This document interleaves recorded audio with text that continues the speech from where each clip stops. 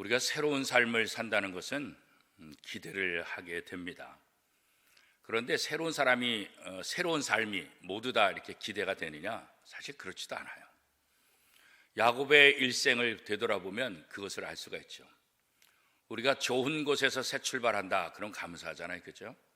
그런데 야곱의 입장에서는 자기 집을 떠나서 외삼촌 라반의 집에서 더부살이를 해야 되기 때문에 이 야곱의 제2의 인생은 사실 마냥 좋은 것만은 아닙니다. 어떻게 보면 굉장히 힘들고 어려울 수밖에 없는 그런 인생이지요. 그런데 그런 인생, 또 그런 제2의 인생의 시작을 야곱을 아주 행복하게 만들어주고 야곱을 아주 즐겁게 해주는 사건이 나타나죠. 그것은 뭡니까? 바로 라헬을 만나는 기쁨이에요. 자칫 잘못했다간 도망자 신세고 쫓기는 인생이고 굉장히 비참하고 힘들 수밖에 없는 그런 삶 속에서 자기가 사랑하는 여인 라헬을 만남을 통해서 완전히 180도 달라지고 오히려 이것 때문에 자신이 변화되고 오히려 이것 때문에 하나님이 나를 여기 보내셨구나, 그런 생각을 할 정도로 아주 야곱의 인생에 있어서는 가장 기대가 되고 또 가장 복받은 인생길이다, 이렇게 또 얘기할 수 있습니다. 우리가 잘 알다시피 야곱이 외삼촌 라반의 집에 갈 수밖에 없었던 이유를 우리가 잘 알고 있잖아요. 그 이유가 뭐지요? 아버지를 속이고 형을 속이고 하나님의 축복권을 빼앗아 받았잖아요. 그러니까 이 형이 그것을 알고 내 이놈, 내 동생을 가만 안 놔두겠다, 내 동생 보면 내가 죽이겠다, 이렇게까지 소리를 내서 그 소리를 어머니가 듣고 야, 이거 잘못하다간 형에게 죽게 생겼구나, 그래서 이제 외삼촌 라반 집으로 피신을 시키잖아요. 물론 나중에 이삭도 이것을 알게 되고 외삼촌 라반 집으로 피신하는데 동의를 하게 되죠. 그러니까 겉으로 보면 어떻게 보면 이 야곱이 자신의 죄 때문에 도망자 신생이 됐다, 이렇게 이제 생각할 수 있죠. 그런데 하나님은 이 야곱이 외삼촌 라반 집에 가는 그 이유 중에 또 다른 이유를 만들어 주시죠. 그것은 뭐냐면 결혼에 대한 문제예요. 이스라엘 백성들에게 있어서 결혼은 굉장히 중요합니다. 특별히 결혼은 이방 여인과 하지 못하도록 아예 율법으로 막아버렸어요. 이방인과 결혼하는 것은 하나님의 명령을 어기는 거예요. 그래서 이스라엘의 족장들을 보더라도 아브람도 마찬가지고 이삭도 마찬가지고 또 오늘 본문에 나오는 야곱도 마찬가지지만 먼 길을 가서 아내를 만나고 또 아내를 찾는 그런 수고로움을 하는 그런 고생을 하게 되잖아요. 물론 내 옆에서 가까운 여인 만나면 되잖아요. 내 옆에도 얼마든지 좋은 사람 있잖아요. 그러나 이방인이라기 때문에 이방인들과는 결혼해서는 안 된다는 하나님의 말씀을 지키기 위해서 멀리 떨어진 자기의 친족 가운데 아내를 찾고자 하는 그런 모습들이 있었지요. 야곱도 아버지를 속이고 형을 속이는 그런 도망자 신세이지만 또 다른 한편의 입장에서는 결국은 하나님께서 이 야곱으로 하여금 종족 간에 가나안 사람들, 이방 사람들이 아니라 자기의 친족 간에 결혼 상대자를 찾게 하기 위한 하나의 또 다른 방편이었다, 그것을 우리가 볼 수가 있습니다. 물론 야곱의 입장에서는 지금 자기의 아내를 만나러 간다 이런 생각 못하는 거죠. 왜냐하면 형을 속였고 아버지를 속였기 때문에 그 두려움 때문에 도망자 신세이지 어떻게 하면 내가 좋은 가문 또 우리 종족 가운데 우리 친척 가운데 좋은 여자를 만나서 결혼할까, 결혼 상대자를 찾아가는 그런 여행은 절대로 아니었잖아요, 그렇죠? 그럼에도 불구하고 하나님은 그 과정 속에서 그 하나님의 또 다른 목적을 야곱을 통해서 이루게 하시는 것을 볼 수가 있어요. 이런 것을 보면 우리가 잘못했지만 우리가 잘못된 판단하게 되고 우리가 잘못된 길을 걸어가지만 하나님은 하나님의 백성이 어떠한 상황 속에서도 하나님의 은혜 가운데 잘 되기를 원하는 거죠. 잘못된 것을 고쳐서라도, 그죠?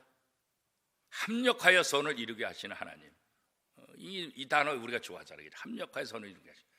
그러니까 야곱의 인생 가운데서 가만히 보면 하나님께서 개입하심을 통해서 야곱이 실수하고 야곱이 잘못한 것을 하나님이 개입하셔서 하나님이 원하시는 방향으로 이끌고 가시는 것을 볼 수가 있죠. 그러니까 야곱이 아무리 인간적인 지혜를 짜고 인간적인 방법을 한다 할지라도 결국은 누구의 뜻대로 가는 거예요?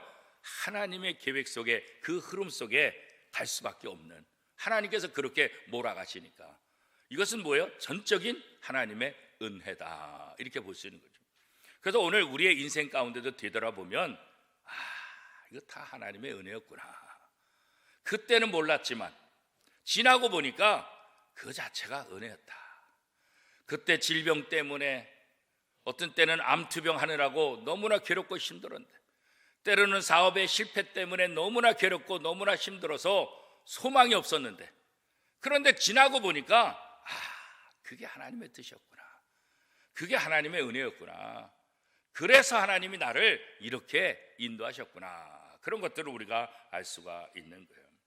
그래서 야곱의 인생을 되돌아보면 하나님의 은혜와 하나님의 사랑이 야곱의 인생을 어떻게 바꿔주시는가, 이런 것을 볼 수 있죠. 이것을 통해서 오늘 우리도 기대할 수 있죠. 야곱의 인생을 바꿔주신 하나님이 내 인생도 바꿔주실 것이다. 야곱에게 놀라운 상상할 수 없는 은혜를 베풀어 주신 하나님이 내 인생 속에도 개입하셔서 놀라운 은혜를 베풀어 주실 것이다. 야곱의 인생이 하나님의 은혜의 삶이라고 한다면 오늘 예수 그리스도를 구주로 고백한 우리의 삶도 하나님의 은혜 가운데 사는 삶이 될 수 있다, 이런 소망을 우리가 갖게 되는 거죠. 창세기도 보면 이 결혼이 얼마나 소중한가, 얼마나 중요한가.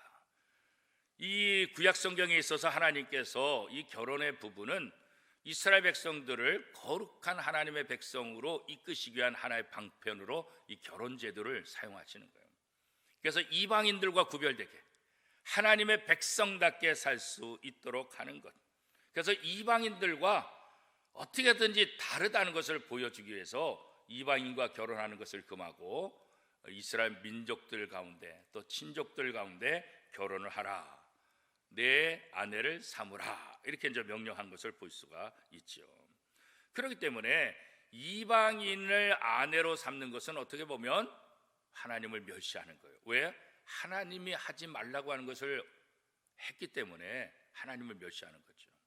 이것은 마치 에서가 팥죽 한 그릇에 장자의 이 신분을 팔아먹은 것과 거의 맞먹는 정도로 악한 짓이죠. 하나님께서 우리에게 주신 특권, 이 특권을 우리가 잘 활용해야 되는데 그 특권을 버린다고 한다면 그 특권을 주신 하나님께서 마음이 어떻겠어요? 마음이 너무 아프지 않겠어요? 여러분이 아내에게 선물을 줬는데 어느 날 집에 쓰레기통에 보니까 내가 준 선물을 쓰레기통에 버렸다. 그럼 기분이 어떻겠어요? 너무너무 화가 나죠. 내가 다시는 선물해 주나 봐라. 아니, 더 나가서 그 쓰레기통을 들고 가서 이게 뭐야? 내가 그래도 당신을 사랑해서 이렇게 선물해 줬는데 이 선물을 어떻게 쓰레기통에 이렇게 버려? 뭐 화가 나고 부부싸움하고 난리가 나지 않겠어요? 그죠? 마찬가지예요. 하나님께서 우리에게 주신 특권, 하나님께서 우리에게 주신 선물들, 이 선물들을 우리가 잘 활용해야지, 활용하지 않으면 이 선물을 주신 하나님이 기분이 안 좋을 수밖에 없죠. 그리고 또 다른 은혜를 베풀어 주시겠어요? 그렇지 않을 거 아니겠습니까? 오늘 우리의 삶 속에서 우리는 하나님의 은혜를 기억하며 하나님께서 내게 주신 그 특권들을 잘 지키고 있는가? 나는 에서 같은 삶을 살고 있는가? 나는 야곱 같은 삶을 살고 있는가? 어떻게든지 하나님을 보게 대한 욕심이 있는 야곱, 그러나 하나님이 주신 복, 장자의 이 신분, 이것도 우습게 여기고 팥죽 한 그릇에 팔아버리는, 교회에서 주신 이 직분이 얼마나 귀한 건데 사실 교회에서 주신 이 직분을 귀하게 생각하지 않는 것 똑같은 거예요. 에서가 팥죽 한 그릇에 자기의 장자의 신분을 팔아먹은 것처럼 교회를 통해서 주신 이 직분을 우습게 여기고 그 직분을 감당하지 못하면 이 에서와 무슨 차이가 있겠어요? 그렇죠? 얼마나 귀한 직분인데, 그렇잖아요. 우리가 다시 한번 이 에서와 야곱의 삶을 되돌아보면서 나는 지금 어떤 삶을 살고 있는가, 그것을 늘 한번 묵상해 볼 필요가 있습니다. 자, 야곱이 외삼촌 집에 이제 도착을 하게 되고 우물가에서 양들의 먹이를 주는, 물을 먹이는 이 가운데서 라헬을 만나게 되죠. 그리고 라헬하고 인사를 하고 라헬이 어느 집 사람인지 알게 되고 자기의 외삼촌 라반의 딸이라는 것을 알게 되고, 그래서 라반이 와서 이 야곱을 집으로 들어가게 되고 또 생질이 조카인 것을 알게 되고 기쁨으로 이렇게 맞이하는 과정들이 이렇게 창세기 29장에 기록되어 있습니다. 어떻게 보면 이 야곱의 외삼촌 집에서 사는 삶, 그냥 기본적으로 생각하면 굉장히 힘든 삶이 될 수밖에 없는데 라헬로 인해서 아주 생기가 돌기 시작하는 거죠. 외삼촌 집에서 일을 하더라도 그 일이 전혀 힘들지가 않은 거예요. 자, 창세기 29장 18절 우리 한 목소리로 같이 한번 읽어보겠습니다. 시작. 야곱이 라헬을 더 사랑함으로 대답하되 내가 외삼촌의 작은 딸 라헬을 위하여 외삼촌에게 7년을 섬기리이다. 외삼촌의 딸 라헬을 보고 나서 얼마나 마음에 들었는지, 내가 외삼촌 집에서 7년 동안 머슴으로 살 테니까, 외삼촌을 위해서 할 테니까 저 라헬을 내 아내로 주세요, 이렇게 얘기한 거예요. 얼마나 좋으면 7년 동안 자기가 머슴을 자청해서 머슴을 살겠다, 그렇게 얘기하는 것 참 대단한 거잖아요, 그렇죠? 그래서 7년 동안 얼마나 열심히 일했는지 몰라요. 그 7년이 며칠 같았더라 성경이 이야기하고 있잖아요, 그렇죠? 사실 7년도 굉장히 길잖아요. 지나온 7년은 얼마 안 되지만 여러분 한번 생각해 보세요.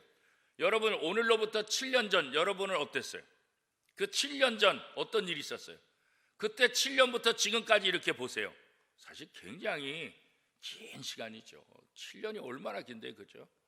그런데 그 7년을 며칠처럼 여기고 머슴 생활을 기쁘게 했다. 이유가 뭐예요? 라헬, 자기가 좋아하는 한눈에 반한 그 라헬을 자기의 아내로 얻을 수 있다고 한다면 이 7년 정도, 이건 뭐가 문제가 돼요? 수일같이 여길 정도로 그렇게 열심히 7년을 살아왔다, 그렇게 오늘 성경이 이야기를 하는 거죠. 그런데 약속한 7년 후에 야곱이 신혼방에 들어가서 하룻밤을 지내고 나왔는데 누구예요? 라헬이 아니라 라헬의 언니 레아인 거예요. 얼마나 기가 막히겠어요. 아니 7년 동안 뭐 때문에 참았는데, 7년 동안 누구 때문에 참았는데, 7년 동안 외삼촌의 모든 잔소리와 모든 것 그거 다 뒤로 하고 며칠같이 수일처럼 여기며 이렇게 달려왔던 것은 자기가 좋아하는 여인 이 라헬과 부부가 되기 위해서 그렇게 했는데, 첫날 밤을 자고 나오 보니까 이거는 라헬이 아니에요. 얼마나 기가 막히겠어요. 얼마나 실망이 크겠어요, 그렇죠? 그래서 외삼촌 라반에게 야곱이 따지잖아요. 창세기 29장 25절 말씀 같이 한번 읽어보겠습니다. 야곱이 아침에 보니 레아라 라반에게 이르되 외삼촌이 어찌하여 내게 이같이 행하셨나이까? 내가 라헬을 위하여 외삼촌을 섬기지 아니하였나이까? 외삼촌이 나를 속이시면 어찌 됨이니까? 아니 외삼촌, 내가 처음부터 얘기했잖아요. 라헬을 아내로 달라고 해서 그 라헬을 얻기 위해서 내가 7년 동안 머슴 산다고 분명히 약속했잖아요. 그런데 어쩌자고 라헬이 아니라 왜 레아를 저희 아내로 주십니까? 이거 약속이 틀리잖아요. 말이 안 되잖아요. 어떻게 이렇게 될 수 있어요? 외삼촌 제발 말씀해 보세요. 이게 뭐가 왜 이렇습니까? 뭐 화가 나서 따지는 거 아니겠어요? 여러분 같으면 어떻게 더 난리가 났겠지 뭐. 얼마나 기가 막혀요, 그죠? 7년 동안 머슴 생활하면서 이 날을 기다렸는데 자기가 사랑하는 여인이 아니라 엉뚱한 여인이 첫날 밤을 같이 보냈으니 얼마나 기가 막히겠어요. 참 황당하죠, 그죠? 야곱이 너무나 이게 진짜 화가 나서 외삼촌 라반에게 묻지만 결국 이 속임은 결국 야곱의 것이에요. 야곱이 그렇게 속여왔잖아요, 사실은. 외삼촌 라반에게 속는 이 순간 이 야곱은 아마 자기의 과거를 생각했을지 몰라요. 7년 전에 아버지를 속이고 형을 속이고 자기가 하나님의 축복, 장자권의 축복을 받은 그거, 아마 그거 떠올렸을지도 몰라요. 결국 자기가 속인 것 그대로 자기가 속임을 당하는 거예요. 자기가 만든 거예요. 자기가 만든 거.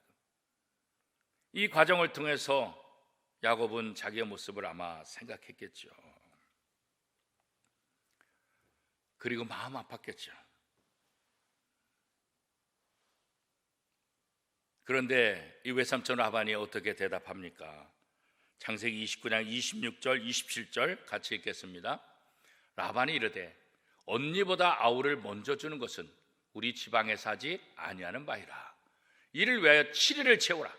우리가 그 돈 내게 주리니 내가 또 나를 7년 동안 섬기리라. 그죠? 그러니까 결혼의 이 기간, 이 7일을 마지막까지 다. 그러니까 결혼 파탄 내고 파혼시키지 말고 이 결혼은 잘 마치고 그리고 내가 다시 나를 위해서 7년 동안 섬기면 레아도 너에게 아내로 주겠다, 그런 거죠. 그러니까 외삼촌 이 라반의 입장에서는 아마 이 자기 조카하고 사실 거짓 약속을 한 거죠. 처음부터 라헬을 아내로 삼으려고 할 때 아이고 우리 지방에는 그런 법이 없어, 언니가 먼저 결혼해야 돼, 이런 얘기 안 했잖아요. 그죠? 그러니까 외삼촌이 결국 뭐예요? 이 라반을 속인 거죠. 약속을 지키지 않는 것 외삼촌 라반. 그러나 이 야곱의 입장에서는 외삼촌이 약속을 지키지 않는다 할지라도 그것 때문에 뭐라고 변명할 것도 없죠. 왜? 자기도 과거에 그랬기 때문에 그런 거죠. 그래서 결국 야곱은 다시 7년 동안 또다시 머슴으로 살기를 원했고, 그래서 라헬을 자기 아내로 받아들이죠. 창세기 29장 30절 말씀입니다. 야곱이 또한 라헬에게로 들어갔고 그가 레아보다 라헬을 더 사랑하여 다시 7년 동안 라반을 섬겼더라. 그래서 또 7년 동안 또 섬기면서 이 라헬을 결국은 자기 아내로 이렇게 맞아들이는 그런 일들. 우리가 이 사건들을 가만히 살펴보면 하나님께서는 다른 사람들, 다른 사건들을 통해서 내 모습을 돌아보게 하는 거죠. 외삼촌 라반이 약속을 어기는 이 모습을 통해서 결국은 누구의 모습을 보게 하는 거예요? 야곱이 자기의 7년 전 자기의 모습을 보게 하는 거죠. 하나님의 축복을 받기 위해서 아버지도 속이고 형도 속이는 거죠. 자기의 과거를 되돌아보게 하는 거죠. 자기의 내면들, 자기의 잘못을 돌아보게 하고 그것을 회개할 수 있도록 만들어 주시는 것이죠. 거룩한 삶으로 다시 바꿔주시고자 하는 하나님의 뜻이 거기에 있는 거죠.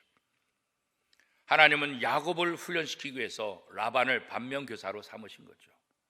라반을 이용해서 야곱의 모습을 되돌아보게 하고 야곱이 지금 무슨 죄를 졌는지 생각하게 하고 그 죄의 대가가 무엇인지도 다시 한번 생각하게 만드는 거죠. 이 외삼촌 라반의 속임수로 인해서 결국은 14년 동안 외삼촌 집에서 머슴으로 일을 하게 되잖아요. 말이 14년이지 이 14년이 얼마나 깁니까? 7년도 긴데 또 이미 목적을 다 이룬 다음에 일을 하는 거, 이거 참 괴롭잖아요.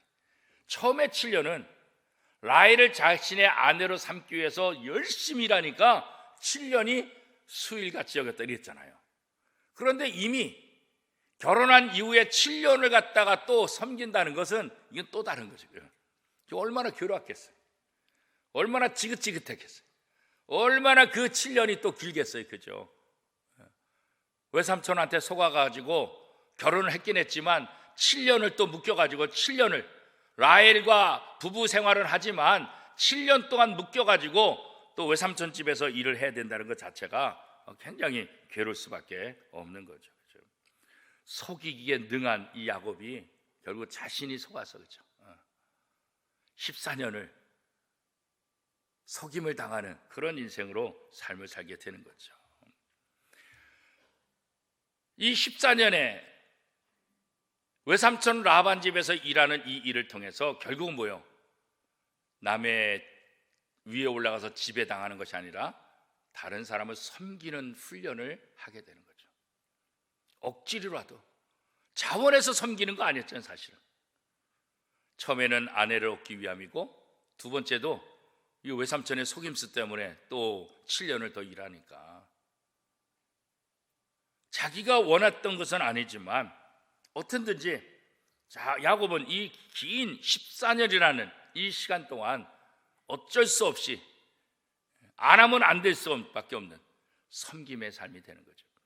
이 과정을 통해서 하나님은 야곱을 낮추시는 거예요. 야곱을 속이는 자에서 섬기는 자로 바꿔주시는 거죠. 우리가 어떠하든지 하나님 우리를 고치십시오. 하나님의 일꾼으로 택함 받은 사람들은 하나님께서 성령을 통해서 그를 고치시는 거예요. 그리고 사용하시는 거예요. 하나님의 뜻에 합당하게, 그저 합당하게. 이것을 우리는 은혜라고 생각하는 거죠. 하나님 앞에 도저히 은혜 받을 수 없는 우리, 하나님 앞에 도저히 쓰임 받을 수 없는 우리, 하나님 앞에 도저히 사랑받을 수 없는 우리. 그런데 하나님께서 그런 우리를 사랑하셔서 우리를 고쳐주시고 우리를 새롭게 하시고 우리를 하나님의 위대한 일꾼으로 만들어주신 것, 이건 전적으로 뭐예요? 하나님의 은혜. 이 말 외에는 다른 말을 할 수가 없는 거예요. 야곱이 절대로 잘 될 인물이 아니잖아요. 야곱은 망해야 되는 존재잖아요. 야곱은 저주받고 멸망해야 될 존재잖아요. 그죠? 그런데 그가 하나님의 은혜로 완전히 뒤바뀌는 삶을 사는 거예요. 오늘 우리도 마찬가지예요. 허물과 죄로 죽을 수밖에 없는 존재잖아요. 그런데 하나님께서 인간의 몸을 입고 이 땅에 오셔서 우리를 대신해서 십자가에 못 박히시고 우리의 모든 저주를 대신 받으시고 우리의 모든 죄의 무게를 다 온몸으로 그 짓눌림을 다 받으시고 우리를 위해 십자가 못 박혀 돌아가셨잖아요. 그죠? 그 사랑이 아니었다고 한다면 우리는 이미 허물과 죄로 죽은 존재예요. 저 지옥에 들어갈 수밖에 없는, 아니 들어간 그런 존재들이라고요. 그죠? 그랬던 우리가 이렇게 하나님의 자녀로 하나님의 말씀을 듣고 하나님 앞에 나와 예배할 수 있는 거, 이거 뭐로 설명할 수 있겠어요? 하나님의 은혜라는 이 단어 외에는 설명할 길이 없는 거예요. 무엇으로 설명이 돼요? 아무것도 안 되는 거죠. 그렇죠? 지나간 우리의 인생을 되돌아보더라도 우리 인생 가운데 이런 하나님의 은혜를 우리가 경험하게 되는 거예요. 그렇죠? 지나고 보니까 그게 하나님의 은혜였구나. 그렇죠? 하나님은 하나님의 자녀들의 모든 일상에 개입하셔서 악을 선으로 바꾸시는 거예요. 합력하여 하나님의 뜻을 이루시게 하는 그 하나님의 은혜가 우리 속에 존재하고 있다는 거예요. 그래서 우리를 어떤 상황에서든지 하나님의 사람으로 바꿔주시고 양육시켜주시고 훈련시켜주시고, 그래서 결국 어떻게 해요? 빛나는 존재로 만들어주신다. 욥기 23장 10절 말씀, 우리가 잘 아는 말씀이죠. 어떻게 기록하고 있습니까? 그러나 내가 가는 길을 그가 아시나니 그가 나를 단련하신 후에는 내가 순금같이 되어 나오리라. 그렇죠? 옛날 번역에는 어떻게 정금같이 나오리라. 정금같이.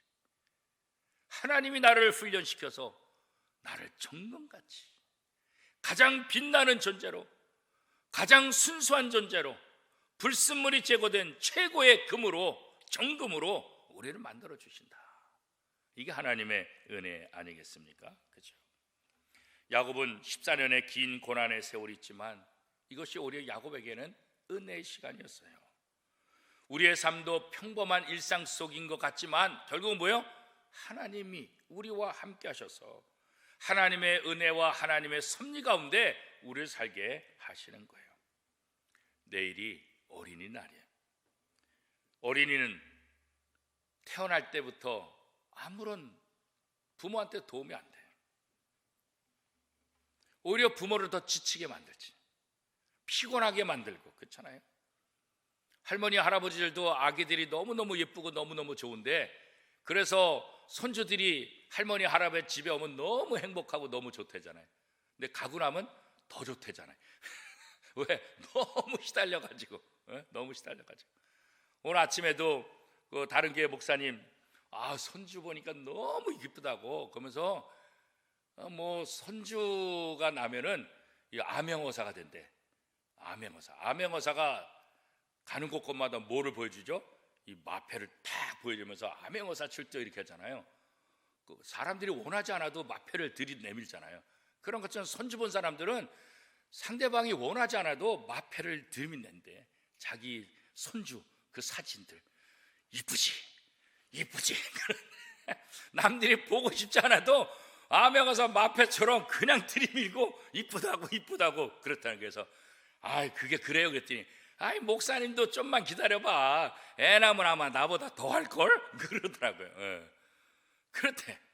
그런데도 이 목사님이 얘기하는데 자기는 5분을 못 본대. 너무 이쁘고 좋은데 5분을 못 본대. 5분을 너무 지치고 너무 힘들어가지고. 그렇잖아요. 그래요. 그런데 그런 사실 부모를 힘들게 하고 피곤하게 하고, 물론 그 생명 자체가 우리에게 중요합니다. 그럼에도 불구하고 그 아이한테 다 정성을 쏟는 거예요. 훈련을 시키는 거예요. 그래서 나중에 이 아이들이 정말 존귀한 아이로, 귀한 아이로 자랄 것을 기대하면서 최선을 다해서 아기에게 모든 것을 다 베풀어 주잖아요. 우리 인생도 마찬가지. 우리 다 야곱 같아. 어린아이처럼 아무런 도움도 안 되고 지치게 하고 피곤하게 만들어. 그래도 하나님은 우리 인생을 버리지 않아요. 우리 인생에 개입하셔서 우리에게 여전히 은혜를 베풀어 주시고, 여전히 사랑을 주시고, 여전히 모든 것 다 베풀어 주시고, 그래서 정금같이 우리를 단련시켰어요. 가장 빛나는 존재로, 가장 아름다운 존재로. 야곱이 이렇게 성경에 기록될 정도의 인물이에요? 사실 아니잖아요. 사실은 야곱은 하나님의 저주받아야 될 그 인물 속에 들어가야 될 사람 아니겠어요? 사실은. 그런데 이 야곱이 이스라엘 조상으로, 아브라함의 하나님, 이삭의 하나님, 야곱의 하나님, 이야, 이거 얼마나 은혜예요. 자기의 조상 아브라함에 비교될 정도로, 아버지 이삭에 비교될 정도로 야곱의 하나님, 이스라엘 백성들이 자신의 조상을 야곱의 하나님이라고 이렇게 야곱을 떠받들 정도로, 사실 그런 인물은 아니었는데 어떻게 이게 가능해요? 하나님의 은혜죠. 하나님의 은혜. 저도 마찬가지죠. 우리 모두가 마찬가지. 하나님의 은혜니까 여기 있는 거지. 하나님의 은혜니까 우리가 하나님의 자녀가 된 거지. 그래서 가만히 살펴보면 우리 인생은 하나님의 은혜가 아니고서는 하루도 살 수 없다. 하나님의 은혜로 사는 인생, 이게 바로 성도의 삶이다. 오늘 하루도 여기까지 인도하신 하나님의 은혜를 기억하며, 야곱을 통해서 놀라운 하나님의 역사를 이루신 하나님을 생각하며, 야곱을 변화시킨 하나님께서 오늘 내 인생에 개입하셔서 나를 변화시키고 나를 위대한 존재로 만들어 주실 것이다. 그런 기대가 저와 여러분 속에 있기를 바랍니다. 그죠? 어린이날, 어린이에게 기대하고 어린이에게 축복해 주는 것처럼 오늘 우리 자신을 축복해 주세요. 우리 자신에게 기대하세요. 하나님께서 나를 빛나는 존재로 만들어 주실 것이다. 나를 더 아름다운 존재로 하나님이 만들어 주실 것이다. 이 고백으로 여러분의 인생이 더욱더 빛나고 아름다운 인생, 하나님의 은혜로 적셔진 그런 인생이 될 수 있기를 축복합니다.